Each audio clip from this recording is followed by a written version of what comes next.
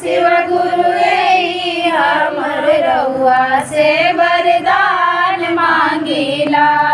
बेटा राम मांगेला, बहू सीता मांगेला। बेटा राम मांगेला, बहू सीता मांगेला।